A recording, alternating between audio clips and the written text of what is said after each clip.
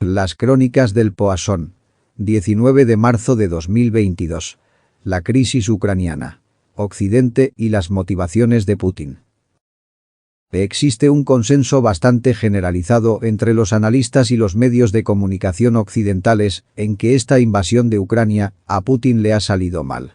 Se alegan argumentos tales como: si lo que quería era castigar a Zelensky por querer pasarse al bando antirruso, más fácil y barato hubiera sido organizarle un atentado. Si lo que quería era dar una demostración de poderío, para estas fechas esta operación en Ucrania ya tendría que haber terminado y, además, con éxito. Si lo que quería era convencer al mundo de que los avances de la OTAN hacia el este amenazaban a Rusia, ha conseguido justo lo contrario. Si lo que quería era demostrar la nueva realidad multipolar del mundo, él se ha descartado a sí mismo del juego.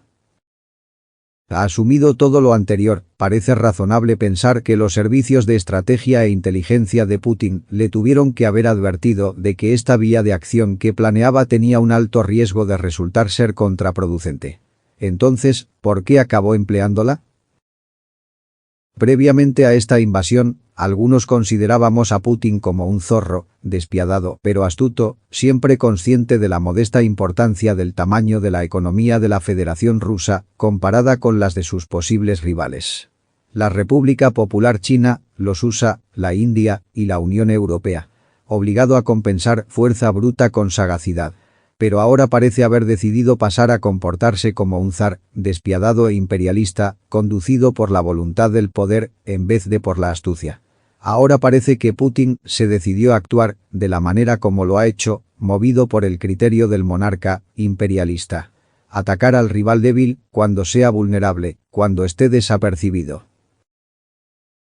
Según esta línea de pensamiento, lo que probablemente lo convenció fueron acontecimientos, algunos tales como la absurda decisión de Joe Biden de cancelar, por decreto, la construcción del oleoducto Keystone XL para traer petróleo de esquistos del Canadá a las refinerías de los USA, pese al riesgo de debilitar energéticamente a los USA. La absurda decisión de Joe Biden de revocar los permisos de prospección y perforación del petróleo y del gas en las tierras federales, pese a que ello iba a debilitar energéticamente a los USA. La contraproducente decisión de Joe Biden de darle dinero a la gente para que se quedara en casa escuchando a la Triple M progre y perdiendo el tiempo, en vez de salir a trabajar, pese a que, previsiblemente, ello iba a retardar la recuperación económica post-coronavirus, a disparar la inflación y a generar escasez en los USA. La imprudente decisión de Joe Biden de desguarnecer la frontera sur de los USA ante la inmigración ilegal, pese a contribuir con ello a crearle un peligroso desequilibrio socioeconómico a los USA.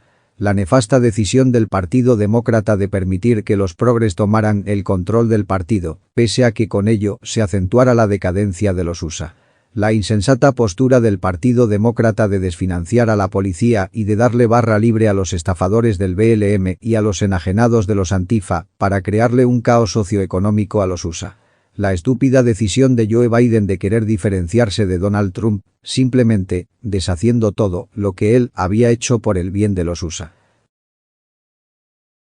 Y además de lo anterior, la estúpida decisión de políticos europeos progres, tales como Zapatero en España y Angela Merkel en Alemania, entre otros, de eliminar la energía nuclear de los planes energéticos a largo plazo de sus naciones, basándose en criterios electoralistas, en vez de técnicos.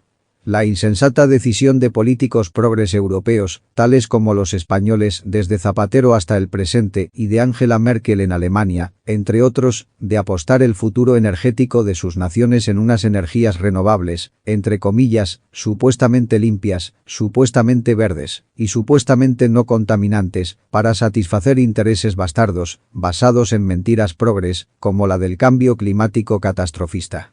La absurda decisión, casi general, de la Comunidad Europea, de cerrar los ojos a la evidencia técnica de que tales energías, supuestamente ecológicas, además de ineficientes, y además de caras, solo servirán para cubrir los picos de la demanda eléctrica, por causa de realidades obvias tales como que, hoy sopla el viento, pero mañana puede que no, o de que, por el día brilla el sol, pero por la noche no, y la de que siempre necesitarán del soporte de una generación de base de tipo combustión, o nuclear, o, quizás, hidráulica, independiente, o al menos poco sensible, de las cambiantes condiciones ambientales. La imprudente decisión, casi general, de la Comunidad Europea de despreciar al carbón, al petróleo de esquistos incluso al gas de fracturación o de fracking europeos para preferir importar un gas ruso o norteafricano ahora parece que de los usa como muleta de base para su insensata industria de generación eléctrica, supuestamente ecológica. Y en adición a lo anterior, la tendencia generalizada de la población de Occidente, de Europa y también la española, de concentrar su atención sobre temas mundanos, fútiles, odiosos, absurdos, estúpidos, de coches eléctricos, biocombustibles, vacunas ineficaces, virus supuestamente mortales, cambios climáticos catastrofistas, homosexuales, feministas, negros, indígenas, desiguales, maltratadas, transexuales, ilegales, separatistas, comunistoides, antifascistas, charlatanes de todo pelaje, y un interminable etcétera en lugar de los altos ideales humanos propugnados por el cristianismo, la tradición griega y la cultura romana, o, como mínimo, el mero sentido común. Y como guinda del pastel a todo lo anterior, el que Joe Biden no tuviera ningún pudor en someter a los USA a una humillante capitulación ante una chusma de guerrilleros islámicos desarrapados en Afganistán, arrastrando así, por los suelos, el honor de los USA ante los ojos atónitos del mundo. ¿Qué clase de demencia, suicida progre, se ha apoderado de Occidente? Pero, es que, además de todo lo anterior, había precedentes. Durante el gobierno del republicano Rhino, Baby Bush, Putin atacó impunemente a la República ex-soviética de Georgia para quitarle una parte de su territorio, alegando estar poblada por una población rusoparlante. Durante el gobierno del demócrata progre, Obama, Putin se anexionó impunemente la península de Crimea, de la República ex-soviética de Ucrania, alegando, de nuevo, el estar poblada por una población rusoparlante. Durante el gobierno del patriota Donald Trump, Putin se cuidó, muy mucho, de cometer desmanes, porque sabía, por instinto, que a los zorros no les conviene meterse con los elefantes. Y ahora, durante este gobierno progre y decadente de Joe Biden, Putin ha vuelto, manifiestamente, a sus malas costumbres anteriores.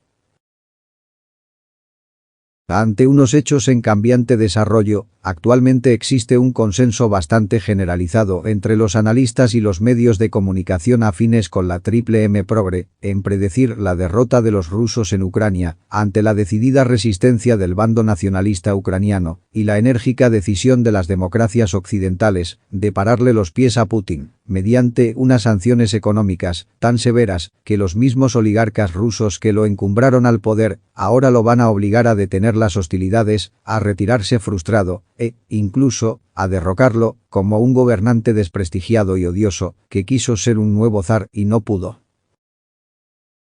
Como consecuencia de todo lo anterior, y sin olvidar que nos encontramos ante unos hechos en cambiante desarrollo, se pueden hacer algunas reflexiones que, pese a no estar aún totalmente confirmadas por los hechos o por la evidencia, no dejan de tener cierta probabilidad de ser acertadas. 1.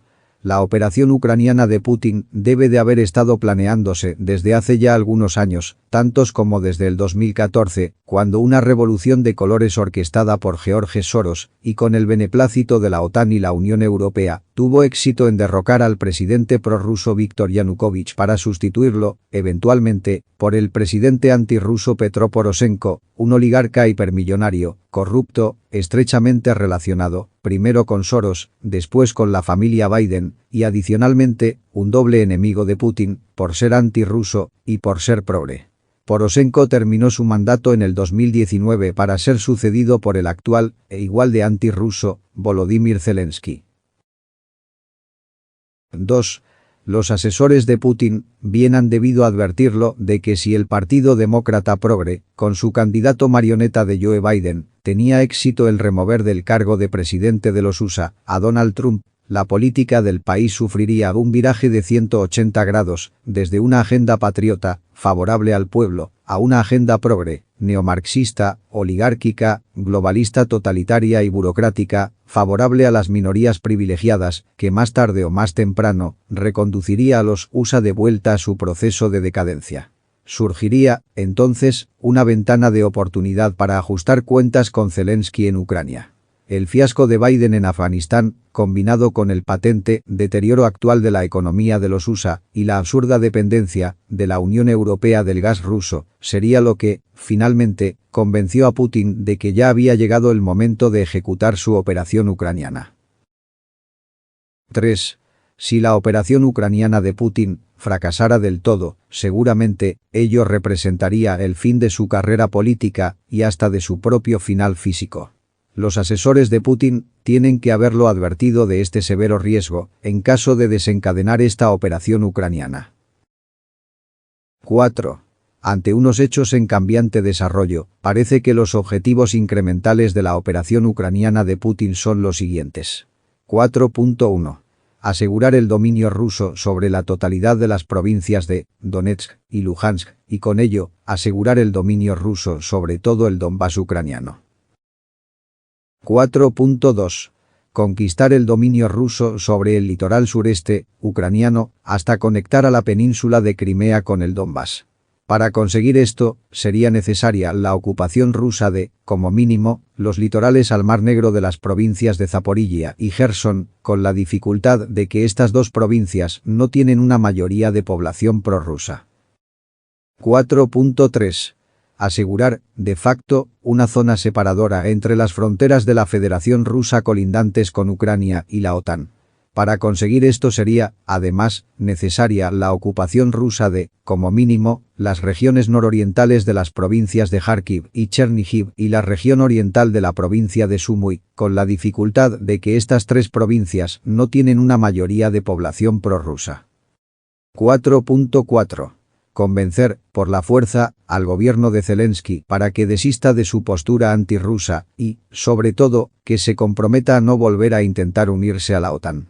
Para conseguir esto, sería necesario, como mínimo, el cerco y bloqueo absoluto de Kiev, la capital de Ucrania, para poder forzar al gobierno de Zelensky a rendirse, a la evidencia de que los rusos serían capaces de conquistar toda Ucrania si Zelensky se negara a aceptar los términos de Rusia para finalizar la invasión. Esto tiene la dificultad de que Zelensky o sus sucesores todavía tendrían la opción de huir de Kiev hacia el oeste de Ucrania, con una población mayoritariamente antirrusa, y continuar con una obstinada resistencia, demandando y consiguiendo el ingreso a la OTAN, de lo que quede de Ucrania bajo su control, para seguirle, así, creando constantes problemas debilitantes a los rusos. 4.5. Acabar totalmente con el gobierno antirruso de Ucrania. Esto obligaría a conquistar el dominio ruso sobre todo el territorio ucraniano, para poder establecer un régimen títere de Rusia, al estilo de como se hacía durante la época soviética. Esto tiene la gran dificultad de obligar, casi seguramente, a Rusia a tener que mantener una guerra de desgaste en Ucrania, que probablemente terminará perdiendo, igual que perdió la Unión Soviética su guerra de desgaste en Afganistán. 4.6. Expandir las fronteras de la Federación Rusa a las mismas que tenía la Unión Soviética, al menos en Europa, antes de su disolución en 1991. Esto tiene la enorme dificultad de que requeriría la invasión de países del antiguo Pacto de Varsovia soviético, pero que, ahora, son miembros de la OTAN. Esto sería un evidente casus belli. 4.7. De los objetivos incrementales recién mencionados, el 4.1. ya está conseguido en la actualidad. Si Putin optara, ahora, y antes de que las cosas se le compliquen más, por detener su operación ucraniana y convocar negociaciones de paz con el gobierno de Zelensky, pensamos que tendría unas posibilidades razonables de terminar su operación ucraniana, obteniendo un resultado positivo concreto, evitando su fracaso total, evitando un excesivo desgaste de la autoridad de Putin ante los poderosos que lo apoyan en Rusia, evitando ser derrocado y posiblemente asesinado por los mismos. La incógnita aquí es, ¿decidirá Putin que esto fue suficiente para compensarlo por los problemas ocasionados por las sanciones económicas que seguramente le aplicarán los USA y la Unión Europea durante los años venideros, más las reclamaciones por daños de guerra que le exigirán los ucranianos, más el desprestigio internacional, con su impacto negativo sobre las exportaciones rusas, o su capacidad de captar inversión extranjera? 4.8. De los objetivos incrementales mencionados, los 4.2 y 4.3. están, aproximadamente, dentro de los límites del territorio ucraniano actualmente ocupado por el ejército ruso. Ante unos hechos en cambiante desarrollo, opinamos que, aunque posibles, es lo máximo a que ahora pueda aspirar Putin de su operación ucraniana, porque, aunque conseguiría su pretendida zona de separación entre las fronteras de la Federación Rusa y la OTAN, la población local no es mayoritariamente prorrusa, va a tener que afrontar importantes gastos de compensaciones de guerra para convencerla de una causa prorrusa y, de no poder lograrlo, va a tener que enfrentarse a una guerra de desgaste de resultados inciertos a largo plazo. 4.9. De los objetivos incrementales mencionados, el 4.4. no está todavía ejecutado por el ejército ruso y puede ser, a lo máximo, a lo que realmente esté aspirando Putin. Ante unos hechos en cambiante desarrollo, opinamos que es bastante difícil que lo pueda conseguir, porque el tamaño de la economía rusa no va a poder afrontar el costo de tener que mantener una guerra interna de desgaste en aproximadamente el 50% del actual territorio ucraniano, más otra guerra externa contra la otra mitad de Ucrania, aún controlada por un gobierno antirruso deseoso de venganza y entonces ya oficialmente integrante de la OTAN. Opinamos que este escenario plantea una relación costos entre beneficios demasiado alta para la Federación Rusa de Putin. 4.10. De los objetivos incrementales mencionados, el 4.5. Lo consideramos inalcanzable porque el tamaño de la economía de la actual Federación Rusa no va a ser capaz de ganar una guerra interna de desgaste en la totalidad del vasto territorio ucraniano, además de las sanciones económicas que los USA, la Unión Europea y Occidente en general le van a imponer y, además, del desprestigio mundial creciente que Putin va a tener que padecer. Todo esto va a tener ruinosas consecuencias sobre la economía rusa. Adicionalmente, sus actuales aliados, particularmente la China de Xi Jinping, probablemente van a tener que abandonarlo a su suerte para evitar el desprestigio internacional. Para poder mantenerse al mando de una Rusia empobrecida, Putin va a tener que gobernar de manera crecientemente despótica y represiva. A largo plazo, su situación como gobernante de la Federación Rusa se va a hacer insostenible. Los poderosos oligarcas que aún lo están apoyando en el poder lo van a abandonar, lo van a derrocar y es plausible que hasta lo vayan a asesinar. 4.11. De los objetivos incrementales mencionados, el 4.6. Lo consideramos no solo inalcanzable, sino, además, demencial. Si hemos optado por incluirlo en este análisis es por causa de los rumores que están circulando en el sentido que Putin ha perdido el juicio y ha decidido adoptar la postura del rey francés Luis XIV cuando llegó a afirmar que «Después de mí, el diluvio, après de moi, le déluge». ¿Quién sabe? Tal vez a Putin le hayan diagnosticado una enfermedad terminal y ante su próxima decadencia e inevitable final haya decidido morir a lo grande. Tal vez, ante el fracaso de su operación ucraniana, ya la vida no le ofrezca ningún aliciente y haya decidido hacerse el harakiri antes que capitular. Se dice que Putin ha reconocido que su objetivo final es restaurar para la Federación Rusa las fronteras de la Unión Soviética previas a su desaparición en 1991 y, tal vez, abrumado por la presión de la adversidad y la frustración, haya decidido emular al rey Leónidas de Esparta, cuando en las Termópilas decidió enfrentarse a un enemigo que lo superaba en proporción de 100-1, no pensando en derrotarlo, sino solo en suicidarse, a cambio de dejar un mensaje que continuaría reverberando en la memoria colectiva de los griegos, o de los rusos en el caso de Putin, durante los años venideros. Tarde o temprano nos vamos a enterar de cuáles son las intenciones reales de Putin. Consideramos que, si Putin se atreviera a atacar a la OTAN, esta vez la alianza sí va a contraatacar y terminará ocurriendo lo que no llegó a ocurrir ni siquiera durante la Guerra Fría. Una confrontación militar cara a cara entre las dos superpotencias nucleares del mundo. Seguramente, ya para estos momentos, submarinos rusos armados con misiles portantes de ojivas nucleares están posicionados en sus lugares estratégicos de los océanos del mundo, esperando órdenes. 4.12. Pese a lo sombrías que sean las conclusiones anteriores, también es posible que la crisis ucraniana tenga consecuencias positivas. Tal vez, el pueblo de los USA, ante las pésimas consecuencias del gobierno de un Joe Biden incapacitado mentalmente y un partido demócrata rendido ante la ideología progre, sufra una colisión contra la realidad y termine haciendo como en 1981, cuando optó por descartar a un demócrata decadente como Jimmy Carter, para sustituirlo por un republicano patriota, como Ronald Reagan, decidido a volver a poner a los USA a la cabeza de Occidente y del mundo. 4.13. Tal vez, ante el reseteo y la crisis energética de caballo a la que va a tener que enfrentarse la Unión Europea durante los próximos años, debido a las políticas decadentes que ha implementado toda esa ideología progre, absurda y suicida, que desde el final de la Guerra Fría y hasta la actualidad se ha ido acumulando en demasiados gobiernos europeos y en la propia sede de la Unión, en Bruselas, los pueblos de suficientes países europeos caigan en cuenta del peligro de su mera futura supervivencia como naciones y se decidan, por fin, a elegir a los gobernantes patriotas que comanden el cambio de rumbo que ya es urgente y necesario para que Europa y también para que España se sacudan del conformismo progre y decadente que las está embargando y para que reaccionen y se pongan a trabajar para que Europa, con una recompuesta unión, con una Rusia post-Putin o sin ella, pase a ocupar el lugar histórico que le corresponde.